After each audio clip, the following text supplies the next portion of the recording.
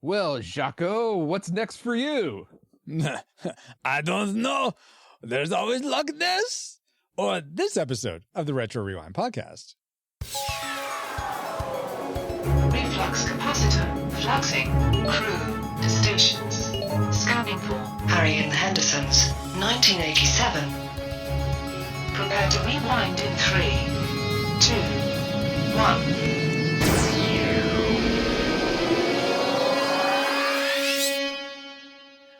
Welcome, rewinders and new listeners, to the Retro Rewind podcast, where we take a fresh look at movies and games from 15 or more years ago. I am your captain of the pod, Francisco Ruiz, and I'm joined by your XO and mine, Paul, the master Bigfoot hunter interrupter powers.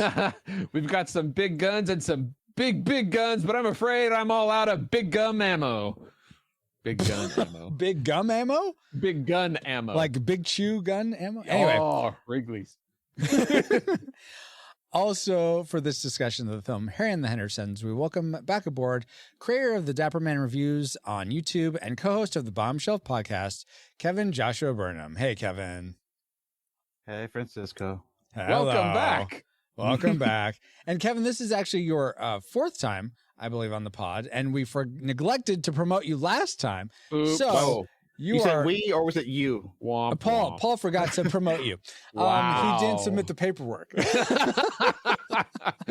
Right. So, okay. Kevin, what department? So you promote to shipman. What department of the pod would you like to serve on? What department do you have open? Any of them are available. Captain. Not executive. Make up your mind. A captain is not a department. That's a rank that you cannot have. Well, what department is the captain in? Command, I suppose. But that's really reserved for officers and executives. Oh. Yeah. I'm a fat man. Put me in charge of the bar. And the bar, okay, in the galley. Right. All right, fair enough. Yeah, I'll make their Shirley Temple drinks and everything. Ship's bartender. All right, fair enough. Wow. All right. So thank you for being here, Kevin. In addition to Kevin, we have back aboard pastor and co-host of the Geek at Arms podcast, Mike Fraley. Hey, Mike. Hey, how you guys doing? Doing quite well. And Mike, this is your third time on the pod, so you too are also getting promoted to shipman. Congratulations. What's with the Sandlot clips, Paul? That's great. It's useful in every situation almost. Uh-huh. So, Mike, what department of the ship would you like to serve on? Yeah, I don't know. Do you have a ship's valet? Someone needs to park it. We don't. We have a pilot. We have a pilot, but if you would like to be like helmsman, like sous helmsman, or was it like sous chef? If you if you're welcoming all these guests coming in and out, you've got to have something to put their vehicles. That's right. Oh, I thought you meant you're a valet for the pod itself. Like you're gonna park the pod when it goes somewhere. When we return to base. But no, I like this for other ships that come in to park them into the parking structure of the pod. Yes. Yeah, so we do need a valet. And I do like the idea of like every time I've done a hard night's work for you, like, well, I've never had a valet. Good work for the night. I'll most likely kill you in the morning. So that's all that I look for. Yeah, I think so. This works. So you're now ship's valet. Fantastic, Mike. Oh, my word. But now that you have a quick flyby of who we are, Paul, can you give us a quick overview of the production specs for Harry and the Hendersons? Yes. Harry and the Hendersons. Not the TV show! 1991, January 13th. Not the TV ran show! for 3 seasons, comprising of 72 episodes. I heard the show was complete rubbish. I tried to cut you off at the pass, but yeah, what do you mean? Not the TV show. There's a movie, Paul. What? You mean I watched all 72 of these shows for... Oh, hold on. All right. Harry and the Hendersons, the movie, was released June 5th, 1987, and runs an hour and 50 minutes, is rated PG, and directed by William Deere. It was also written by William Deere along with Bill Martin and Ezra Rappaport. The lead stars being John Lithgow, Melinda Dillon, and Margaret Langrick. And the music was composed by Bruce Broughton. I think that's how you pronounce his name. Sure. Broughton, yeah. Yeah. All right. You ready for the box office trivia? I am ready. Mike and Kevin, are you guys ready? Oh dear. Oh man, I have spent so many hours researching Sasquatch-oriented box office stats. I feel so ready. All right. And everyone here live, feel free to chime in guesses as well. Go for it, Paul. All right. Harry and the Hendersons was made for about $10 million and earned over $32 million at the box office, not adjusted for inflation. So given this and the fact that it was released theatrically in 1987, how high in the box office do you think it ranks among the movies released theatrically in 1987? We'll go for the top 50. Top 50. Okay. Mike, what is your guess? I'm going to go 30. 30. Kevin, how about yourself? 13. 13? Yes. Did I hear that right? 13? Okay. Yes. Let's see. In chat, Babo says 42. No, Neko we're says, going dyslexic. Let's make him 24. which is it? 13 or 24? Okay, 24. Change to 24. Good luck with this. Emma says 38. Neko says 25. 87. I'm going to guess 40, actually. All right. Any other guesses? I don't think so. Paul, how did it actually end up in the top 50? Where did All right. According to the numbers.com, Harry and the Hendersons wound up at 37. 37. So like Emrys won. Emrys, good job, Emrys. Well done, well done. You will get your prize pack someday. If we feel like it. Yeah, if we feel like it. But thank you for those factoids, Paul. And let's see if any of them factor into our memory mind meld or subsequent roundtable discussion, which we'll get into once Alice has located our target film. Alert, alert. Approaching target. Spoilers incoming. Establishing analysis vector. Sneak previews Michael Medved calls Harry and the Hendersons a delightful romp, a funny, touching, classy piece of entertainment, a hit the size of Bigfoot. Definitely going to go see it again. It was absolutely amazing, and it's hysterical. David Anson of Newsweek says, Harry is lovable, a surefire scene stealer. Funniest movie I've seen in a long time. You walk out of there feeling good. It was great. I loved it. Harry and the Hendersons is great. Harry and the Hendersons, rated PG, now playing at theaters everywhere. Apparently, some people remember Harry and the Hendersons being great, like Tony the Tiger. But do our memories live up to that level of greatness? Let's find out in our memory mind meld synopsis for Harry and the Hendersons. Han Solo and his family travel many parsecs away from their hometown of Starbucks to the forest of Tim Hortons. What? Alongside the son's radio-controlled airplane and accidentally take home Chewbacca. So John Lithgow and family has to adjust to having a Nerf herder in the house because Bigfoot breaks a couch, befouls a pool, likes watching TV, and somehow still grows on the family. Harry can sound like a siren to help save the day. The family saves Harry from a Sasquatch hunter with a ridiculous French accent who wants him for a new wall trophy mount. And Harry rejoins his family in the wilderness because it doesn't belong with people. It doesn't belong with people. Some of that was definitely in the movie. A lot of it, though, was definitely decepted.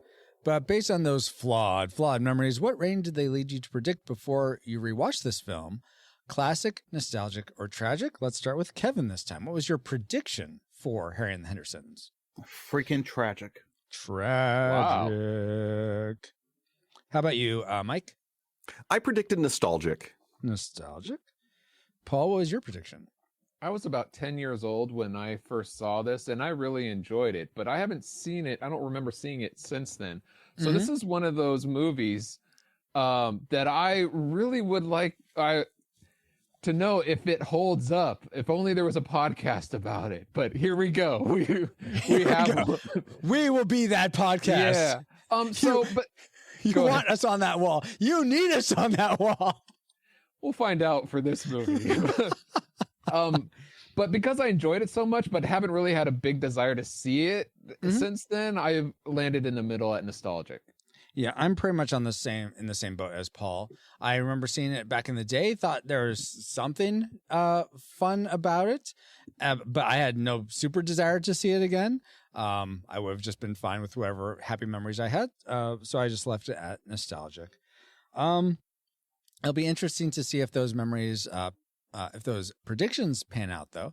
But first, let's get into the things we liked most about Harry and the Hendersons. Let's spin up our Best 3. Our top 3 things, and let's begin with Kevin. What's one thing you really liked about this film? I enjoyed the family chemistry. The family yeah. chemistry? Yeah, I thought it was very different because most of the time when you see these types of films, it's always the children, such as like E.T. and some other films that it's always the children who gets attached to the creature or something. Yeah. This time it was reversed. This time it was the father, and there was no father that was dead or divorced or anything of the sort. Yeah. It was actually one big family, and they all had pretty good chemistry amongst each other. Yeah. It was quite different seeing the daughter being the one who really hated Bigfoot. Yeah.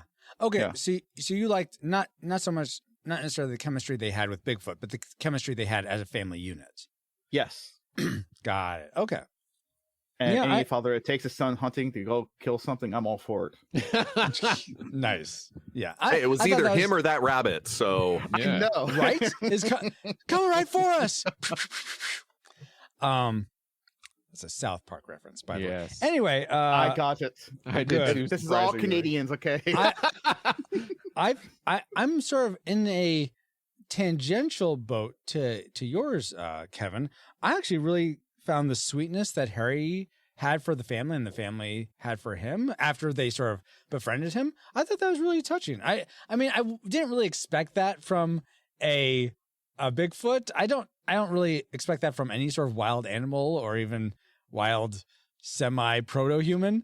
I don't expect that level of sweetness, but it was still nice to see in this movie. It's not like this, thriller. It's supposed to be like a drama comedy. So Hey, I family enjoyed films that. were very odd in the 80s, so anything could go. that's Yeah, fair. it's true. Very fair. I just look at the peanut butter solution. Anyway, Mike, Yeah. Oh my God. You brought that one back up. Wow. what would you say is a solution for something you liked about this film? yeah, one thing that I liked is that it was playing on a theme of not so much don't judge a book by its cover, which I think would have been a very easy sort of dopey trope for this movie to go for, because Oh, yeah. Harry actually is kind of a sympathetic looking character.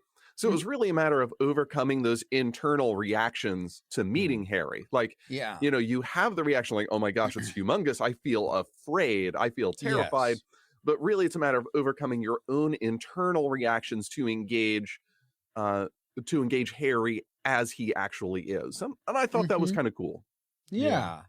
And there's also an element of them trying to, once they overcame it, trying to overcome it almost on behalf of Harry, like John Lithgow's how his character with his dad, and say, no, they're not like that. And even trying to get Jacques the hunter to not kill him just because there's no reason to. Yeah, I definitely could see what you're saying there, Mike.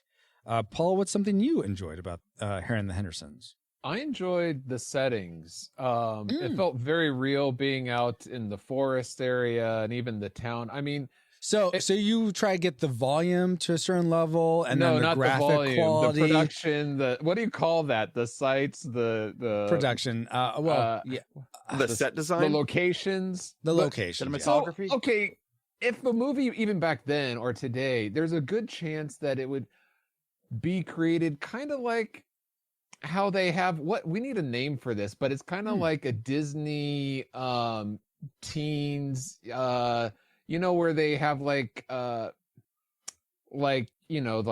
Wizard of Waverly Place or Hannah Montana, those kind of sets where they have everything looks real, but there's something not real about it. Oh, It's kind of like a Saved by the Bell set versus yes. this feels like it's really real. You know what I mean? Yes. So yes. I appreciate the authenticity of the surroundings. Yeah, It yeah. really makes it grounded for the story. Yeah, even So it I looks mean, like an act. Oh, I'm sorry. oh, I was It gonna say, actually well, looks like a real house that they actually destroyed, and not just some studio backlot. They just made a house and settings and everything else, and just reused this entire thing for the next episode. Sure. Which they could have done, but it looked real. And yeah, I imagine all the stuff inside the Hendersons' house is probably on a soundstage. I have no idea, but I agree that so much of it looked like out in the woods. They were really out there. Yeah. On the freeway, that looked like they were really on the freeway. I mean, even you see, I think John Lithgow and Harry's head stuck out of the car as they're driving. Yeah. So I thought a lot of it did feel very grounded in terms of that, Paul, for sure. Yeah. And that goes. I'll just touch on that. That goes to something else I really liked was the visual and practical effects for things like the door frames being squished, or even the stunt work of whoever, I don't know if it was Kevin Pierre Hall in the Bigfoot suit when he was doing like going through floors or what have you. But all that work of making us believe that this Bigfoot, that probably wouldn't have been strong enough to, like a person in a costume obviously isn't big enough or strong enough to destroy a door frame or what. I thought that was just really well done. So I really enjoyed all those practical effects. Yeah. Kevin, what's something you practically liked about this? I practically enjoyed the humor. Oh, okay. I thought the humor was actually quite delightful because really? It was cool. really for all ages. And yeah, I was surprised by that because there would be humor and jokes that adults would get that children wouldn't get, that children would get that adults are just like myself just roll our eyes like, oh crap. Yeah, that was. And it was just like, and I enjoyed like the conspiracy theory humor joke that he did, and just everything about it. It was quite different because it was refreshing to see a wide range of humor, especially for. I mean, I know it's the 80s, but at the same time, it's also a PG film, so they still kept it just that family friendly, while also making sure everyone was able to enjoy it with each other, and not just like, "Hey, I'm glad you enjoyed, but I didn't enjoy a single freaking thing." Was there something that sticks out in your mind as being maybe the most humorous thing, or something that just like you really enjoyed? I actually found Jacques, the ridiculous French accent man, to actually be a bit more funny than I expected. Oh yeah, okay. Because I can't. It's been quite like a decade or so when I last seen this film, and he was actually a bit more funny than I thought, and I actually enjoy John Lithgow with his over exaggeration. Yes, I think he's just perfect an over exaggerated actor. Absolutely, him and like Nicolas Cage, they just know the right tones of how just to over exaggerate something, but just making it just enough where you can actually have fun and enjoy it. So yes, I enjoyed that aspect of the film. Awesome. Mike, was there anything particularly funny for you about this, or did some other aspect of the film really tickle your fancy? Yeah, actually, one of the antics that they put into the film was one of the things that was on my like list is that scene where they had Harry looking in through that kitchen window and they're dropping the chicken into the boiling pot, and he looks over to the elderly couple that are getting into the jacuzzi, and it's like, oh no. That one I thought was great. Yes. I also, very similar to that, I really enjoyed it is toward the end where Irene and Jacques are outside the Hendersons' house. Yes. And Irene looks at the window and it's Harry's face, and she's like totally befuddled. And then Harry and John Lithgow's character, why can't I think of his name? Jiminy Christmas. I keep saying John Lithgow. It was Jiminy Christmas. No, it's George. George Henderson. Mr. Henderson. Exactly. They switch places so that when Jock looks at the window, it's just, he's like, why are you so scared of him? I thought that was That's what makes it funny. That subtle humor. That was exactly. It's just right. Exactly. Yeah. And also with the humor, I'm glad they didn't overplay certain things, because sometimes when I see a scene that we so much see for comedy, you're like, oh yeah, they're going to do that typical, like, everyone passes out, everyone does this. And I'm like, no, only like maybe one or two passed out, but everyone else is just like, just had a natural tone to it. So it felt more real. Yeah, exactly. It didn't feel like everyone reacted the same way. It was more like, oh yeah, this is how, if you took a swath of people, that would be about this reaction across. Paul, was something that was your last thing you liked before we get to our classic makers?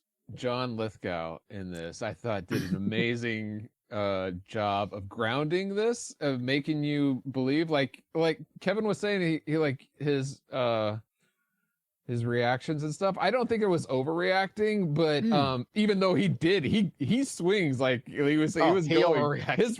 His range is wide, and in this one, but not only is he like freaking out, but he's also caring, like when he's drawing and trying to get the right subtlety. He brings heart, and he makes this story way more believable. Yeah, I could see that. I'm going to push back just a little bit on that. I'm just curious. What? Thank you, John. It seemed, do you feel like it would have made a little bit more sense if they had played some, like it sounded like he wanted to be an artist his whole life. Is that what you guys took away from this? Or it's a hobby that he likes to do. I don't know. Okay. I don't know. It just seemed Maybe like he Paul did. would know more about this. It doesn't pay the bills. What I'm trying to get at is it didn't seem like he just felt stuck in this job that he was working for his dad, essentially. He seemed like he enjoyed it, like he took his son hunting and he is into that lifestyle. Right. So I feel like I would have appreciated more of like this sort of internal conflict of him like wanting to be more art having more of an artistic side, but because this film didn't have enough conflict. Yeah, well, no, but I mean, I kind of get what he's saying, because you do see that George changes, but I mean, I think there were a lot of things they could have trimmed in this movie in order to make time for this internal growth. Like, so we get to see characters not just showing that things happen, but showing the depth of that guy's character. I think that would have been easy to do, as you're saying, Francisco. Exactly. Yeah. They had the blocks in place. They just didn't align it correctly. Right. They didn't focus and make it more of a priority. I can see that. Yeah. I guess for me, I actually enjoyed it more that it made it like the conflict in between what he could have been or what he is, because I think that shows a more natural, realistic side of people, because sometimes people just accept jobs for what they are and they do side hobbies and so forth. And maybe if they make money, whatever. If they don't, whatever. Yeah. I mean, I know for myself, I have a main job and I do side things. So I'm not going to want everyone to tell the sad sob story about like, oh, I could have been this. I could have been a contender. Right. I could have been a podcaster. Yeah, I know. Making millions of dollars. Let me ask you this, off the free time. Kevin, let me ask you this, though. Do you have a Bigfoot in your life? Maybe I do. I have a statue I got from Canada. Okay. Nice. Oh my gosh. All right. Fair enough. Let's get into the things that we love. I got maple syrup too. You want to see that too? You know what? I love maple syrup. Speaking of things we loved, let's get to the things that are classic makers for this film, what we loved most. Let's start with Mike. What did you love most about Harry and the Hendersons? I absolutely loved the creature design for Harry, and I loved the puppetry, because there were 30 people that went into creating yes, this was 30 people's worth of coordination and work to turn a bunch of animatronics and foam and a suit actor into a performance. And I think that there's the fact that they were able to have such human-like expressions in this film, I think is really a testament to the work of all 30 of those people. Absolutely. And I'll say this doesn't have to do, I mean, so pretty much you stole my classic maker as well, Mike. I thought the costume of Harry is just so impressive. I could totally see that being a Bigfoot and that being what a Bigfoot looked like.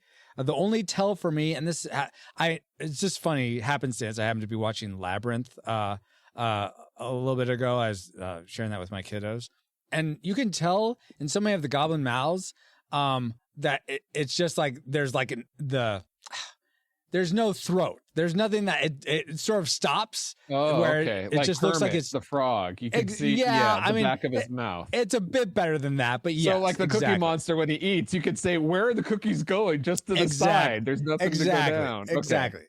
So that was the only tell I could have for Harry, that you could, when he opened his mouth really wide, you could tell it sort of like just stops. There's like no like tell that. Okay. There's no hole for food to go down. But I will say, I will comment that for those that are curious, like for me, I thought, okay, I wonder, is this like a Jim Henson puppet, or maybe not? Maybe it's a Stan Winston puppet. It's actually a Rick Baker puppet, and Rick Baker is also someone who did, if I remember correctly, he did, I think, American Werewolf in London. Trying to look up Rick Baker off the cuff and mess it up. Men in Black, and he makes great cakes on the side. Yes. Does he make great cakes on the side? He's a baker. Well, he's a baker. Oh my god! Wow. Talk about things you like to do on the side. Yeah, went right over my head. Exactly. But it's funny because he enjoyed making this costume more than any other costume he made. And I was thinking, like, you made American Werewolf in London, and you're more prideful of this one. That's I would be too. Putting them both side by side, I think Harry is better. In fact, that's my classic maker too. Oh, okay.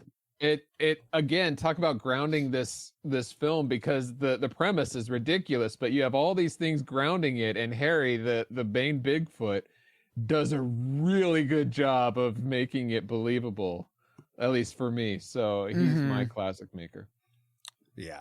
Okay. So we're 3 for 3. Kevin, will you make it 4 for 4? What was your classic maker for Harry and the Hendersons? Well, mine was a side by side, but I was going to say with that costume, I bet you they watch Howard the Duck and say, let's do everything that does not do. Let's do everything opposite. Well, they have a person in there, so I think they had about the same amount of people for Howard the Duck, about like 20 or 30 people. Wow. Because it was one of their first designs. So they're like, yeah, we learned from our mistake. Let's not do a George Lucas again. Fair enough. So mine was side by side. So it was the costume design and effect, and it was also the cinematography, because I'm such a big sucker for how things look on film. So when you're in the woods, when you're at the house, when you're at wherever your filming location is, that's one of my first draws in for a film, because you can tell if a film looks good or if it looks bad by lighting, shadowing, all that. And it was very well lit. It wasn't like I had to squinch my eyes to see it, and everything popped out just right. So I very much enjoyed that look. Yeah. Yeah. And you know what? There's something about the quality of 80s and into early 90s film grain, or some about like the way things are lit, that just feels so much more almost real and cinematic to me than I feel like things are so over polished now. I don't know if it's the digital. Is it the digital quality to things? Yeah, and by CGI, digital cams. Yeah, they're not recording on film, so it's a little more clean and polished. Yeah. Okay, maybe that's what it is. All right. Yeah. Fair enough. But let's see. Okay, so that's everyone's classic makers, guys. Fantastic. And plus, a bonus for me: if you destroy a car, I love it. Keep destroying those cars. Awesome, guys. Well, let's. Oh, I have a bonus too, it turns out. Sorry, I should have been keeping track of my notes, but I didn't. Forgot something else. Untold Podcast. The Untold Podcast is a speculative fiction podcast utilizing the genres of sci-fi, fantasy, and horror, among others, in order to engage the culture's imagination from a Christian worldview. Every month, Nathan James Norman produces and narrates a new story presented in a unique and dynamic way. Check out the Untold Podcast at untoldpodcast.com to listen and leave them a review on Apple Podcasts. That's great, Francisco. Did they talk about Harry being a Bigfoot in that podcast? No, but on the About page, they allude to that they may someday have a story about the Yeti. Okay. Sure. So that's the reason why you have a like, okay? I know it's a very, very, very tenuous thread. Wow, so it's almost tenuous. Like it's shoehorned in there. Fine, well, Paul. I mean, they deal with fantasy and horror, and Bigfoot is a fantastical creature, and a lot of the people in the film were horrified to see it, so it goes right into the natural performances. All those minor characters who don't care about. Yeah, I was about to say the same thing, but Mike, I wanted to give you the floor to say that because you're just so articulate with it. So yeah, there you go, Paul. How about that? Yeah, that's one of the things I like about Harry and the Hendersons is a Goofy movie, because it also has Bigfoot. Sure, we'll go with that.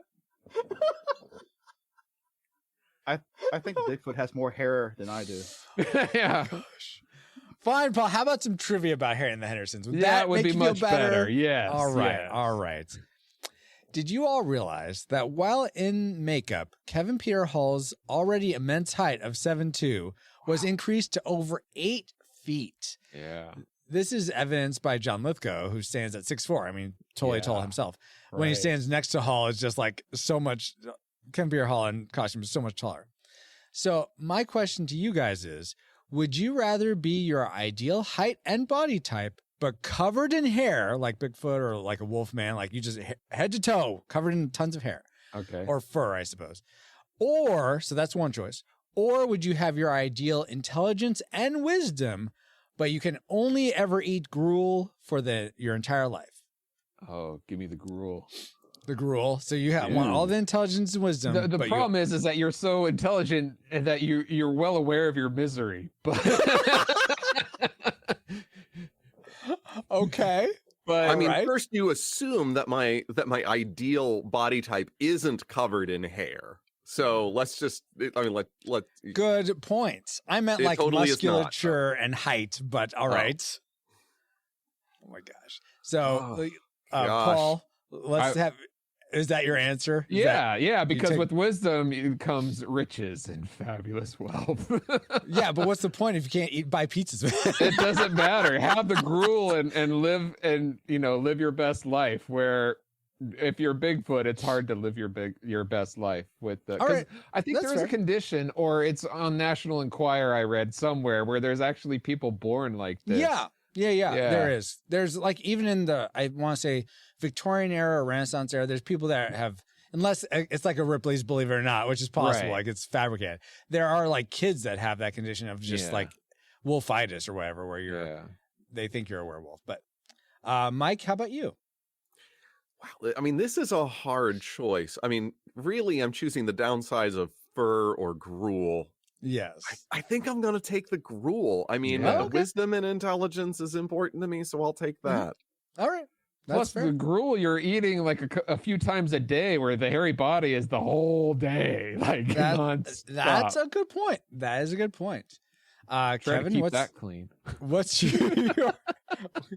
your what's your choice? I'm trying to decide because I remember I was just reading in Proverbs that like too much wisdom can kill you. So I don't, what's the point of having too much wisdom if it'll kill me? What? Is Where is that in that? Proverbs? Proverb 18 was one of the later verses. Really? Okay, I I don't was remember just I was listening to the NIV, so it's probably wrong. that. NIV. Your father. Wrong answer, Kevin. I think it's Ecclesiastes 1:18. Yes, it's Ecclesiastes. That's right. For with Oh. much wisdom comes much sorrow. The more knowledge, the more grief. See, Which is what I'm saying. Ecclesiastes You're miserable. I mean, that's just Dunning-Kruger syndrome explained in Old Testament terms. So yeah, Oh my that makes sense. I would love to have more food. Okay. Yeah, I'll take more gruel, right? More food. Is that what No, you're saying? no. Gruel, grub. I No, don't no, know. understand It's the word. like slop or like Gruel Yeah. is like porridge, but very, very runny. And that's all you can ever have. in the Matrix all I where can they ever eat have? the Yeah, slop. that's all you can Nope. eat. No potatoes. No. No pizza. No tacos. No, it's No. all soup. That's not good. Screw that. I'll take the other. Okay. So you'll have hair all over, and you can be An your ideal ideal body body weight. type and height. All right. Well, I'm Dun, already dun. got hair all over. I gotta go for a Brazilian wax almost every other time. Wow. Okay. All righty. Well, thank you guys for answering that trivia. Yeah, great trivia, Francisco. Thank you, Paul. And now that we've all had our trivial fun, let's find out what memories you, our awesome rewinders, had about Harry and the Hendersons. And probably due to my lateness in posting this, we only have one memory, but that comes from Drake Tungsten, D Tungsten here. I remember him burying all the stuffed deer heads and him making the siren noise towards the end. Yeah. Fantastic, D Tungsten. Good memory. Oh, yeah. Speaking of memories, you can Yeah. cut this out if you want, but so one of my memories in the mind meld was I remembered a kid, the family was driving through the forest, and the kid had a radio controlled airplane flying with them, the boy, but that was obviously a different movie because that was not in this. Does that sound familiar to anybody? I'm curious because I thought it was from this movie. Radio flyer? Controlled plane. No, I don't think so. It's been ages since I've seen that. Yeah, But, that, okay, that one was Oh, about wait, a wagon. This one has um, a station wagon. That's the connection, though. Yeah. Batteries No. not included. That was I don't remember them traveling through the forest as a kid. Yeah. Anyway, Gremlins? I don't know about that, Neko. I don't think so. Anyway, well, if it doesn't, if it's, never mind. If it doesn't like, hey, well, it's obviously Return of the Jedi, or you know, which it's not. But that remote controlled Ewok. Yeah, let's go ahead. Okay, yeah, I don't remember anything then like that, Paul. Okay. Hey, can I come right back? I'll come right back. My front door suddenly opened. I don't know why. All right. Okay. Yeah. Deceptive. Bigfoot. Is it a Sasquatch? Yeah, exactly. Yeah. No, bring the camera with you. We want to see you.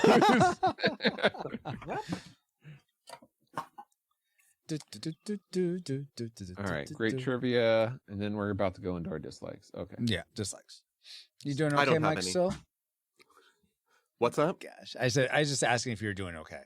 Yeah, I'm doing okay. I'm keeping muted so you don't hear my sniffles and coughs. Appreciate it. Yeah. Very good. All right. Sorry, that was weird. I just don't know. It just opened and it's locked. I don't understand why that happened. That is weird. Yeah.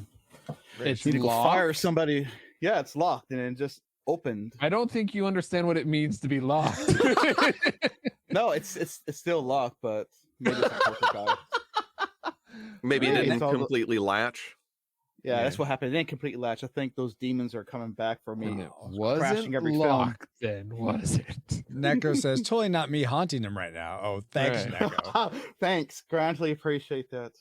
Yoshi says, now someone's in the house now. Oh, great. Okay. Wow, guys.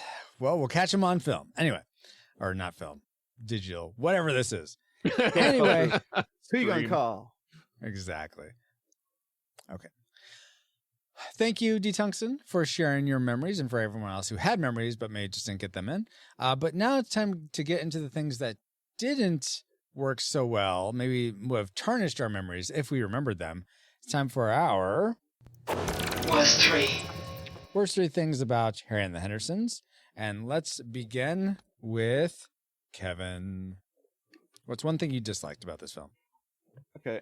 Yeah. I wouldn't say it's worse. It's something I dislike, and it falls along the line of also the I keep saying 8. It's not 8. I want to say that in my mind. Bigfoot. Oh, okay. His face mask, sometimes it really did creep me out. Like every time I looked at it, and his eye features and everything, I was like, I wonder how people really thought they brought their kids. Like, sure, it's funny and fun, but at the same time, it's like, oh my god, that is freaking creepy. Well, it is creepy. It has that factor in it, which is why it is a little scary. But it's not like it's something that you have to get used to. Like Mike was saying I think that's earlier. what it is. That it's something that I would have to get used to because I'm not used to seeing that in film. Which I'm not complaining because I'd rather take this any day than CGI. Yes, but at the same time, I mean, it makes it. When I look at it, it's like, wow, that's so awesome how they make all the face move and everything else. But it just has both a type of very good look, but an unrealistic look where it just kind of brings in that slight creep factor. Yeah, but not too much like The Legend of Boggy Creek or something like that. Just something that's. It's the 80s version awkward. of a little bit of Uncanny Valley. Yeah, it's almost like that creature Munchie. Yeah. You ever seen Munchie? Yeah. No, I haven't. It doesn't seen look Munchie. real. Don't see it. Okay. Don't. Fair enough. So speaking to that though, I watched this with my 6-year-old son, and he didn't seem particularly creeped out by Harry at any point. He got bored with the film, but he wasn't creeped out by Harry. So take that for what it's worth. I'll go to something that I didn't like specifically though, and that's I was desperately trying to think of the word for it, and maybe you guys can help me. What's it called? Oh, berating. That's the word. Thank you guys for the help. You're welcome. Glad I could be there for you. Okay. I thought it was so ridiculous when Sarah is berating Harry toward the beginning, just like, how dare you eat my corsage? I'm like, how? That just seemed wholly unrealistic. Sure. That this monster in your house, and you're like, my corsage, how dare you? You think you can just do that? It's like, no. I'm have sorry. one word for you, Francisco. Yes. Hormones. Yes. I don't know. That's not going to do that. Look, I found it unrealistic too. I'm just trying to help. She's a teenager. How many teenagers do you have? None yet. Okay, I there have you go. two, and they would both be a lot more ticked about the fridge than they would of any flower. Yeah. Okay, that's fair. But you think they would just be like, "How dare you, Bigfoot?" A Bigfoot in their house at night. I'd be like, "Meh, how dare you do the fridge?" No, they'd be like, Dad, you have a big gun and a big gun and a big gun. Give me all of them. Okay. See, that seems much more like it. Okay. Yeah. So that's the thing. I thought it took me out of the movie. I just Let felt me like, explain something about the birds and bees. When a certain teenager female goes to a certain time of a certain period of the month, they change their attitudes really quick, and it just makes things just. Because the birds and bees are attacking them? yeah, that's it. Exactly, Paul. The Okay. birds and the bees are attacking them.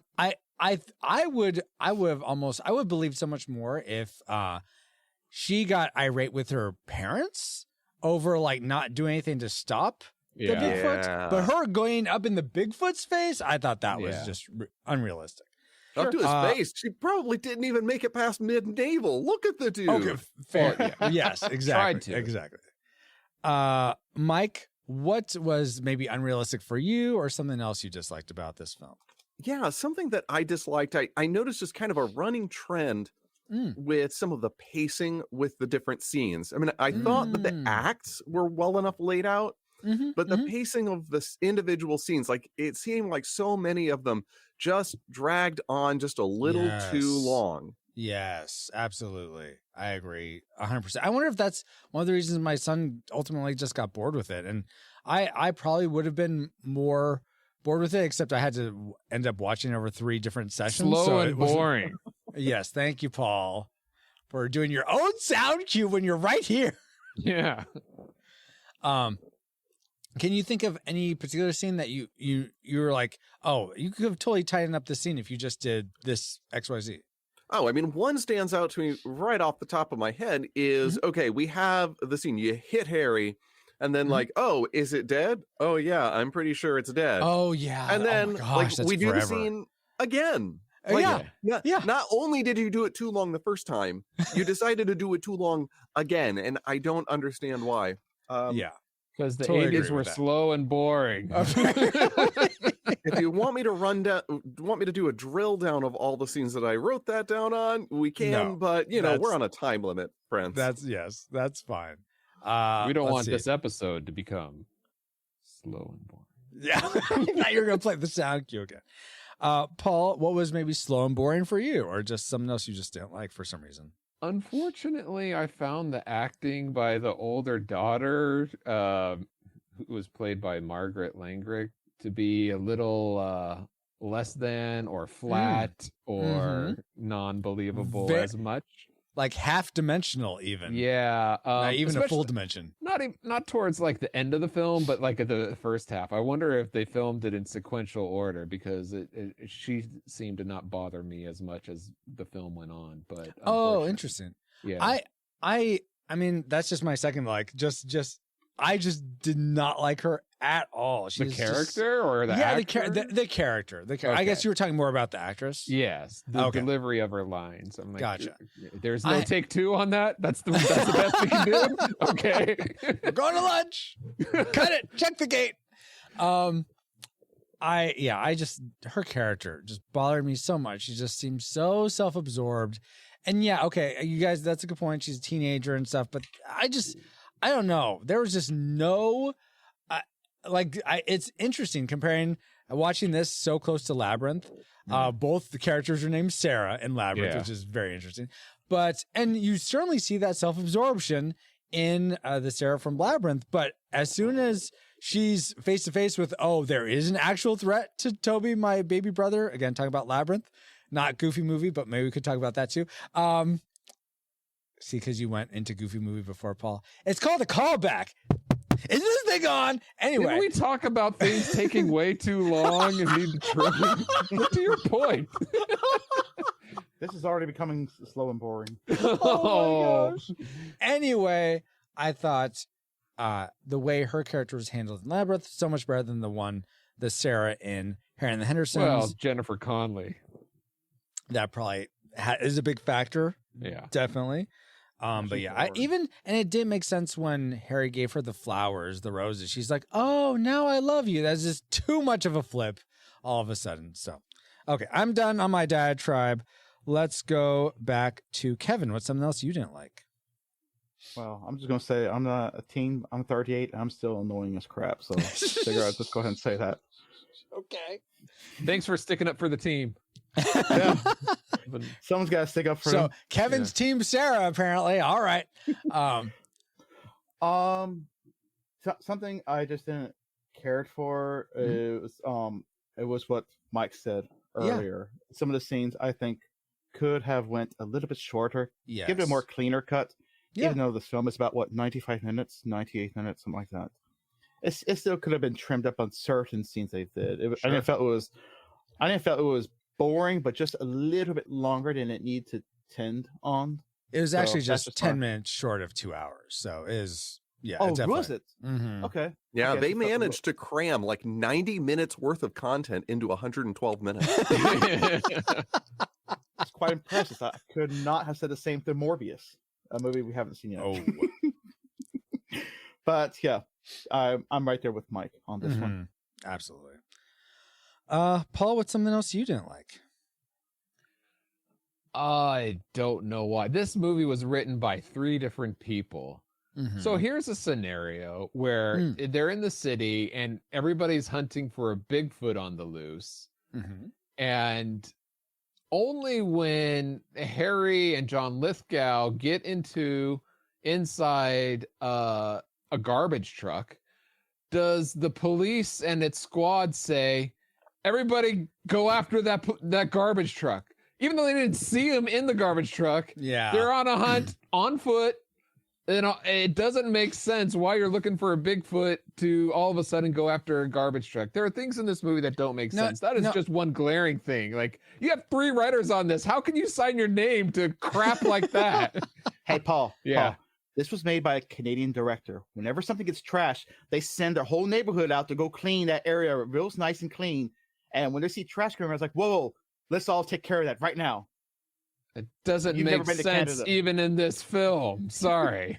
I have a different. I'm sorry, I was making a Canadian joke, and that you didn't get that. I think the Canadian joke makes a lot more sense than that scene. So I'm with you.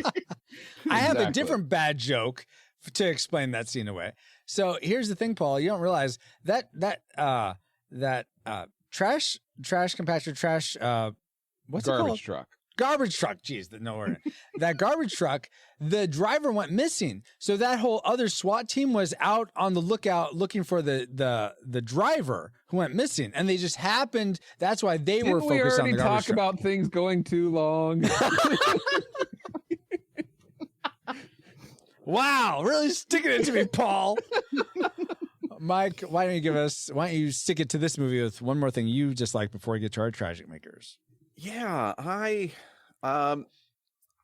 had this feeling like the tone was really just kind of it didn't seem to fit well with itself. Like you said, there are 3 writers.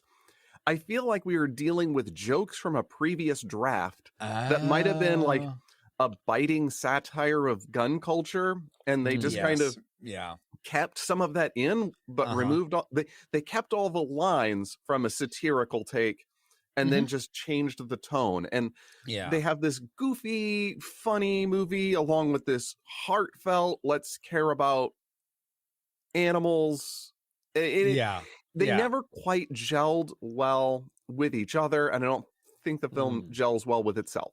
Yeah. Interesting. I could totally see that. It's almost like it was trying to it's shotgun a bunch of different messages or messaging, but it didn't really land on any. Pro-gun, anti-gun movie. Yes, exactly. Wow. Yeah, something like that, Paul. Anyway. Which is hard to make. That's true. That's true. I mean, I didn't know Seattle was so well armed. But anyway. Well, that was before the liberals took over. I suppose that might have been that, yes. Regardless, though, let's get into our tragic makers for Harry and the Hendersons. For me, it's kind of related to this the gun thing and maybe the different tones, Mike, you just related to, but it revolves around the character of Jacques. And I just did not see. He was so myopic in trying to kill Harry the whole movie, and for him to just turn on a dime because I don't know, he just sees this family of Sasquatches or Harry was nice to him. It just didn't make sense. I would have much preferred him to have fallen on his own sword or gun or something like that, or to fallen off the cliff. No one has to kill him. That's fine. I feel like that would have been too intense for the tone of this movie. Sure. But to see him just totally change his stripes last minute, again, unbelievable. Just took me out of the movie. Hey, Francisco. Yes. Saul I'm going too long and boring again for you, Paul. Yeah, no. I was about to say, Saul was killing Christians and until he met face to face with Jesus Christ. So it's kind of similar. He's out there hunting Sasquatches until he actually comes face to face with one. So, Paul, you're saying Sasquatch is Jesus. Jesus is a Sasquatch? In this analogy, the heresy yes. Oh, my gosh. Yeah, that was in my spiritual speculations. We're going to have to find a new one. Yeah.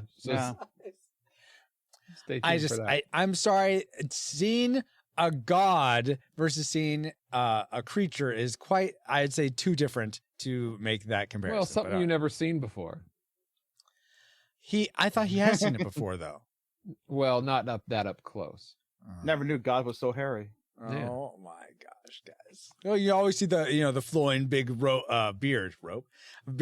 Anyway. Yeah, I saw that Monty Python, Holy Grail. He looked pretty hairy there. Ouch! Ouch! But come back real quick for your Tragic Maker, Kevin. Oh, thanks. This distracted me right at the spot. Now that was a quick transition. It wasn't too long. It didn't need to be edited down. That was good. I applaud that. Okay. To me, it's more of a certain character I found annoying in this entire film was the neighbor. Yeah, I wish that neighbor was just not there. It's like just eliminate. Yeah. Just eliminate her. Yes. There's no need for her. She Absolutely. didn't add anything else to the film. You could have taken her out of the film. You're like, oh, I didn't miss nothing or nobody.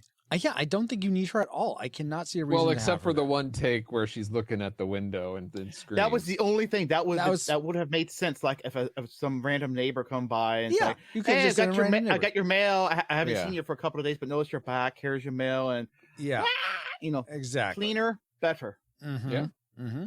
I agree totally. And I think she was a horrible comic relief. I didn't think she was funny. Every time I seen her, it's like, oh, I just want to put a nail in my head every time I saw her. Wow. I thought she was much better in My Big Fat Greek Wedding. Is that the same actress? Yes. Yeah. Much better. Really? Oh, Yeah. crazy. Wow. Okay. Let's see. Let's go to Mike next. What's the thing you hated most about this film? Yeah, there's kind of a theme that I had throughout this movie that I kept writing down, and I just kind of have to group it all together. Mm-hmm. It's the question of, but why?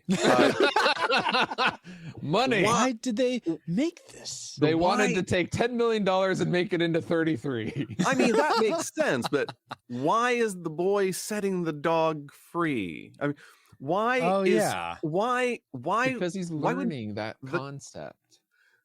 Why would the cops responding to a weird call about a Bigfoot turn the entire suburban neighborhood into a war zone? Money. Why do you want him to suddenly stay for 2 weeks as a trial period? Why have a spa day with Harry instead of taking him right to the forest? Why Jacques' change of heart? All of these things are there for the audience to have an experience, but it doesn't make sense for the characters to have that experience. Mm-hmm. Yeah. Absolutely. And go ahead, Paul. You're about to say something? I agree. Oh, okay. It doesn't make sense. Yeah, I agree. It's very strange, and also speaking back to the whole letting the dog go away. I thought they're going to comment on something like, well, when you really love someone or something, you have to let it go, and if it comes back to you, then it'll stay with you forever or something. And that was going to be a commentary on letting Harry go, but they didn't capitalize on any of that or say anything regarding that. So that was very confusing to me as well. I mean, I think it was trying to make a point that there's animals that they kill and that they use as trophies, and there's animals, and the end thing is Harry is going to need to be set free. So the question of, well, why don't we set all animals free? Well, the dog loves you. The dog's part of your home. I mean, I think that's what they were trying to do. And, you know, and I am all about not making the subtext text, but the scene has to make sense in the film. Yeah. And it's just a throwaway scene. It could have been cut and we would have been fine. Yeah, absolutely. But they need, like you said, they need to cram this 30-minute movie into an hour and 50. Then that leaves Paul. What is your tragic maker for Harry and the Hendersons? I had a similar thing that Mike had. It's an over theme that it kept on going throughout the film, is that there's so many instances that things were just a little bit over the top. Like a lot of the characters' reasonings for things, like the boy says, we mentioned before about the rabbit. It was either him or me. I know it's supposed to be funny, but you don't see like the mom or the sister laugh at it. You're supposed to be like, ha, isn't that funny, audience? You're supposed to laugh, but it's not. It's like the dad hitting a Bigfoot and then deciding to take the Bigfoot home. That reasoning is just over the top. It doesn't make sense. Yeah. Like you said, the 15-year-old daughter, you know, you talked about that. And even some of Harry's expressions, he is very expressive, but I felt some of them were a little bit over the top, and I felt this movie was just a little too much over the top for its own good in a lot of ways. Probably because he's a Bigfoot. No, you could tone it down. There's a different movie that had Littlefoot. I don't know if you've reviewed that one yet. Oh yeah, my gosh, yep. Let's see, and while Paul is, are you done, Paul, or is that it? Yeah, I kept it back for your sec. That's. Man, I was hoping for a nicer rant from you. I was hoping for a bigger rant from you. All right, I can throw in a little bit of slow and boring if you want. And I will say, if you want to listen to our The Land Before Time episode, that's episode 62, retrorewindpodcast.com/62. The mother dies in that one, right? Littlefoot dies in that one? No, he doesn't die in that one. I said the mother. Oh, yes. Bambi's mom dies in that. Yes. Yeah, that's right. Okay. No, not Bambi. Anyway, now that we've entered all our trajectories into the firing computer, Alice, you have a firing solution for us. Firing solution complete. Rating salvo at the ready. On your mark. I have a prediction for how this will go, but let's find out if I'm right. Okay, it's time for the moment of truth, guys. Do we rate Harry and the Hendersons, the movie, Paul, a classic? We'd recommend anyone go and see this, whether or not you've seen it before. A nostalgic, it's worth a revisit or rewatch if you have seen it before, maybe as a kid or young adult. But if you've never seen it before, watch something else. Or do we rate it a tragic? It's not worth anyone's time today. If you've never seen it, keep it that way. And if you have seen it, don't rewatch it because it will sully any good memories you have of it. Let's start with Kevin. You had predicted tragic. Did it end up being a tragic, or did it go up in your estimation? I predicted tragic because when I watched it, I really did not like it. I didn't care for it. I never thought I had to see it again until I decided to vote myself into it. It's like, I like torture. Put yourself through it again. Who cares? And I actually found this to be more of a nostalgic. Oh, really? I actually found parts in it I actually enjoyed that maybe at the time, maybe I just was going through my time of the month. I just didn't feel like watching it anymore. Who knows? We've all been there. But now, yeah. Well, yeah, I actually enjoyed, like I said, the humor. I enjoyed the cinematography, even with that annoying character I didn't care for, and I thought she'd just been scratched off the face of the earth. But whatever. She did. I mean, the movie did fine, and it was successful, wasn't it? Yeah. So, it made back its money. Yeah. Yeah. So maybe the audience was actually right, and some of us critics were wrong at the time. Well, I wasn't alive. Was I alive then? Yeah, I was alive. I was a little wee lad. Selling manure makes money too, so let's maybe not use that. I hate manure. Awesome, Kevin. Mike, you had predicted nostalgic. Did it go up or down for you, or stay the same? Well, Kevin, I'll say this. I'm really glad that you enjoyed the film. As for me, I I'm gonna rate this tragic due to immoderate reversed. terribleness Whoa. smeared across 112 agonizing minutes. Oh, dun dun dun. Slow and boring. But you are I support you in having your own subjective interaction with the film. Fair enough. Fair enough. Thanks. No one supports my positions on anything. Paul, well, I don't know. Maybe Paul will. Paul, you had predicted nostalgic. What did it end up being for you? Nope, I don't support it either. No. Gosh.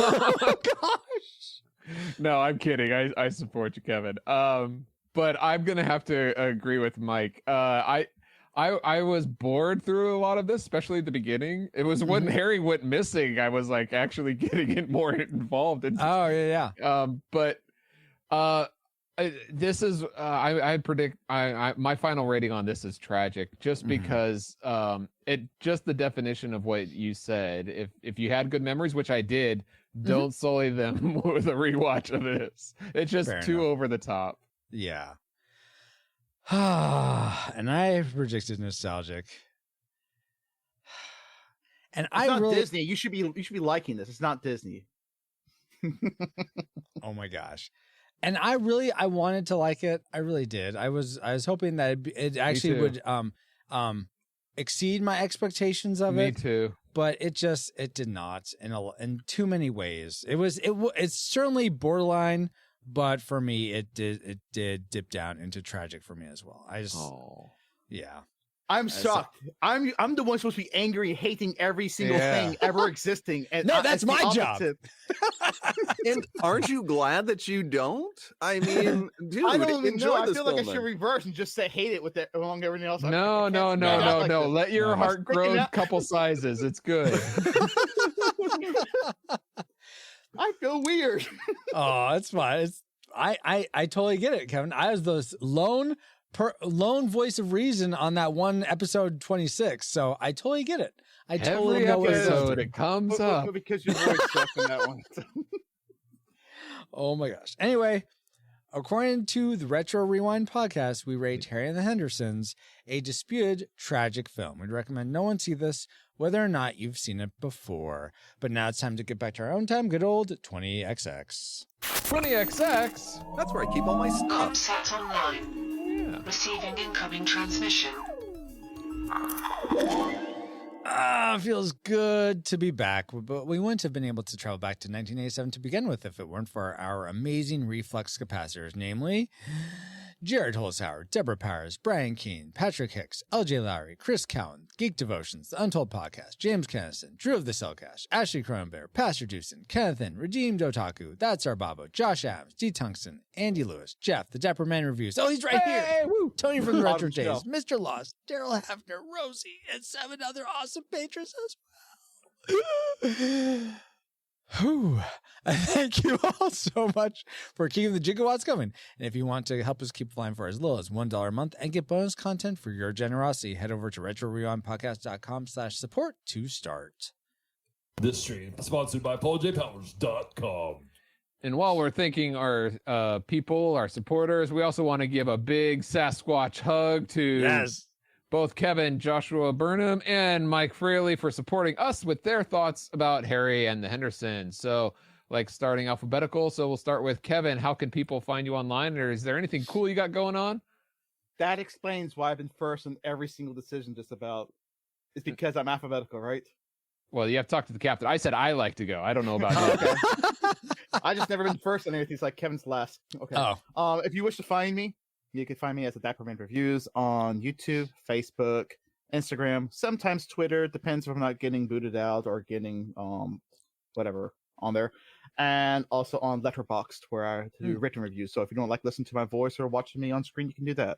Nice. Also, if you like podcasts other than this one, and if you like to listen to me rant about movies I really hate, which is complete opposite from right here today, you can decide to listen to the Bottom Shelf podcast, which is a part of the Geek Devotions Network, and we talk about bad movies, seeing how bad they really are, and you can hear me scream some more about bad movies. What's the last movie you reviewed? The last one on the Bottom Shelf podcast, which should be coming out, is Captain America from 1990. Oh, okay. Wow. I think I feel like I've seen that one. Is that one where he has a motorcycle? Yeah. He always has a motorcycle, but he also has latex in this. I Lots mean, of rubber. it looks Lots like of rubber. like it's Captain America looking like it has blue and white and red all over it. Yeah. Oh no, he doesn't have a red, white, and blue motorcycle. That would be too American for that film. You have to listen to the review to find out. All right, I guess so. All right, and Mike, where can people find you online? Or is there anything cool you got going on? The one thing that I have going on that's pretty cool is the Geek at Arms podcast. Yes. I am one of 3 co-hosts of that podcast, and we are a podcast camped at the crossroads of geek culture and Christian faith. Every other episode, we have a film club episode where we review films of all ages, not just 15 years or more, but sometimes we go way far back and sometimes really pretty contemporary. I guess I'm behind. I thought you guys did like blocks of 3 every episode, or like one every episode, and there's like a theme of 3. I guess I haven't listened in a while. I'm sorry. No, that's okay. Well, I mean, also, if you're only listening to the film club episodes, then yeah, we do. That's, they are every episode. It's, but we do it in blocks of 3. So okay. We've generally done we'll do 3 animated films or 3 fantasy films or 3 science fiction films. Right now, we have just recorded our first. Basically, we each pick one rather than coming to consensus. We have somebody say, okay. I like this one, and I want to watch this film with you guys. So okay. Brian has picked the Hudsucker Proxy. Which, interesting. Ooh, I've never seen that movie. I love that movie. So that one should be released as soon as it's out of editing, and I do not have a date for that. So be looking for it soon on the Geek at Arms podcast. Is that the one with Tom Hanks and the dog? That's Turner and Hooch. Is that the one with Tom Hanks and the Space Needle? No Tom Hanks. That's Sleepless in Seattle. Is that the one with Tom Hanks at the airport? No, that's which one? Terminal. You got me. That's true. Isn't there one where he's Sully also, the flight or something? Anyway, it doesn't matter. That's Castaway? Monsters Incorporated. But anyway, I guess I mentioned the podcast, but haven't said that you can find us at geekatarms.com or on Twitter at armsgeek or on Facebook at facebook.com/geekatarms. Nice. Awesome. Thank you so much, Kevin and Mike, for being here, and my awesome Bigfoot hunter friend, Paul, and all you rewinders, new and old, for another fun voyage. Really appreciate you all. You're welcome. And I am pauljpowers.com. You can find me at pauljpowers.com. Find me on Discord for our show announcements or just to say hi. Join us there at retrorewindpodcast.com/Discord. Take it away, Nathan. Hi, Francisco. This podcast is a proud member of Culture Box, a curated collection of podcasts, videos, and articles that will provide you a balanced meal of content. You will find culture celebrated for its past and future, satirized for its extremes, explored in study, and created anew in story. Point your web browser to culturebox.media. As Nathan just said, we are now part of the Culture Box Media Network. Find all the shows unpacking truth through story, comedy, and geekery at culturebox.media. And with that, Captain, we are on final approach to base, where there's probably a bunch of Bigfoots roaming around. That's great. Thank you, EXO, and thank you all for listening. We pray you're more joyful today than when you first hit play. But like a Pokemon, we gotta catch you all for, National Treasure, or Constitution Protector, our next episode of the Retro Rewind Podcast. Retro Rewind mission complete. Proceed to nav point Omega and return to base.